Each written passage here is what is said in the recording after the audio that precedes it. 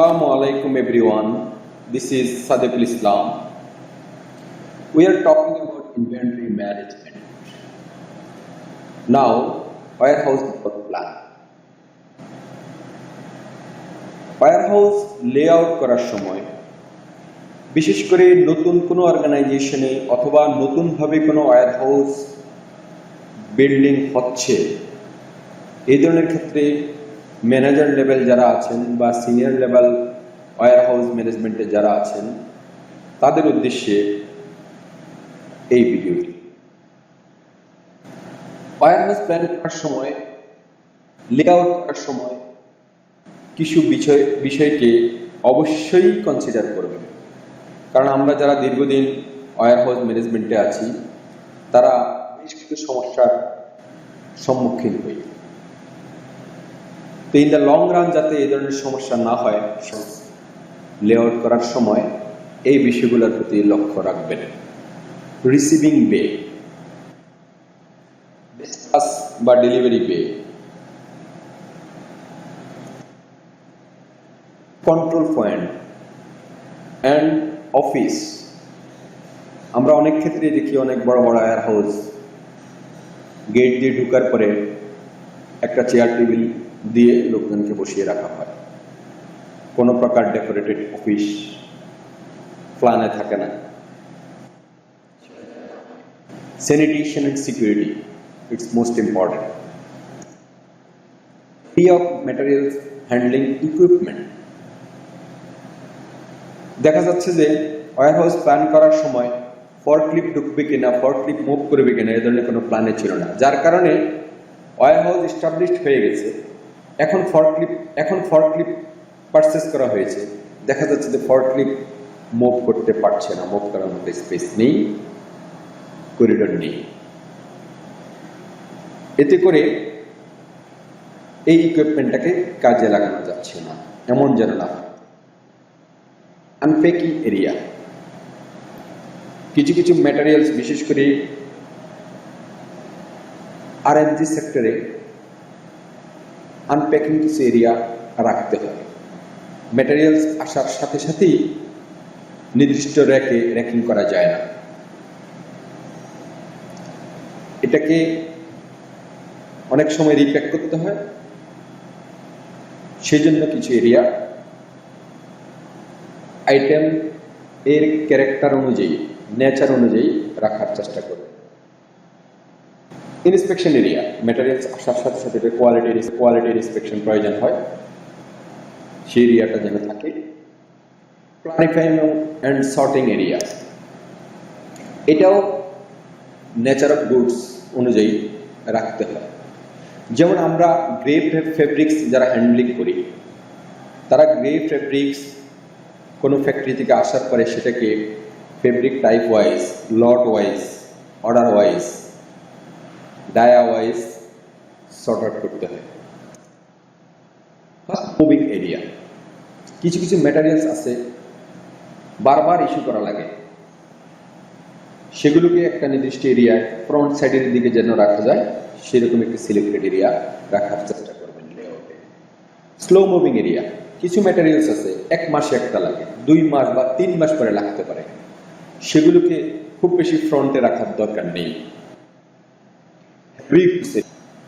কিছু ম্যাটেরিয়ালস আছে যেগুলা ওজনে অনেক বেশি, নর্মালি 1 বা 2 জনে নাড়াচাড়া করা যায় না, এগুলোকে নর্মালি ডোরের কাছাকাছি রাখার জন্য যাতে ব্যবস্থা রাখা যায়, অথবা ট্রলি দ্বারা মুভমেন্ট করা যায় এরকম স্পেসে রাখার চেষ্টা করবে। বিন এরিয়া, ছোট ছোট কিছু আইটেম আছে যেগুলো হাতে করে পকেটে করে মুভ করা যায়, সেটাকে নর্মালি আমরা লক অ্যান্ড কি আলমিরাতে রাখার চিন্তা করি। Leftover access and saleable stock area, কিছু কিছু ম্যাটেরিয়ালস থাকবে যেটা দীর্ঘদিন ইউজ করার পরে অর্ডারের অ্যাক্সেস, বিশেষ করে টেক্সটাইলে ফেব্রিক্স কিছু একটা পরিমাণ অ্যাক্সেস থাকবে, একটা পরিমাণ লেফট ওভার হবে, একটা পরিমাণ রিজেকশন থাকবে, সেটা একটা নির্দিষ্ট সময় পরে সেল করা হয়। ওটাকে নর্মালি প্রাইম গুডসের সাথে না রেখে একটু আলাদা এরিয়ায় রাখতে পারলেই ভালো, এবং সেই চেষ্টাটাই করতে হবে। লেআউটে গুডসের নেচার অনুযায়ী ওটার জন্য একটু এরিয়া সিলেক্ট করে রাখবেন। ইউজেবল গুডস এরিয়া, বিশেষ করে মেনটেনেন্স আইটেমের ক্ষেত্রে যন্ত্রপাতি, এই যে কিছু গুডস থাকে যেটা চেঞ্জ করার পরে আবার ফার্দার রিইউজ করা সম্ভব হয়।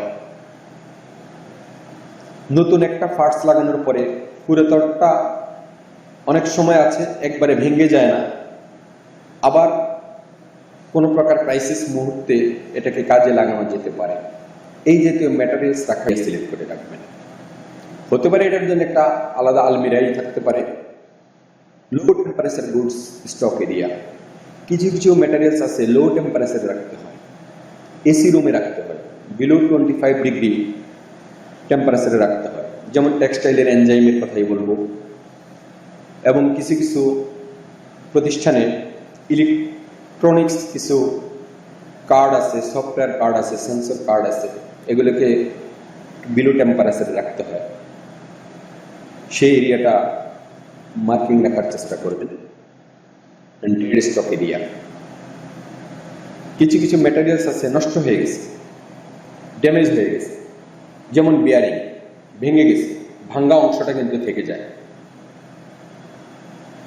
এইরকম জিনিস একটা একটা করে কিন্তু ডিসপোজ করা যায় না, কিছুদিন একটা অ্যামাউন্ট হওয়ার পরে এটাকে স্ক্র্যাপ হিসেবে সেল করা হয়।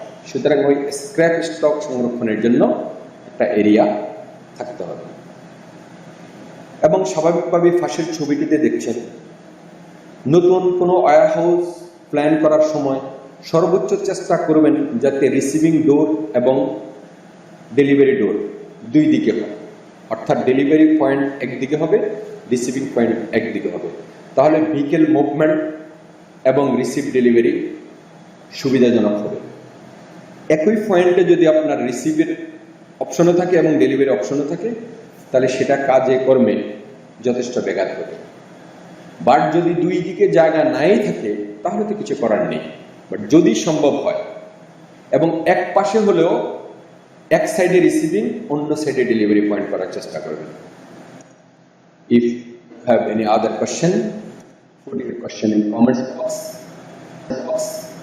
And for getting next update, subscribe my channel please. Thanks to all my followers and friends.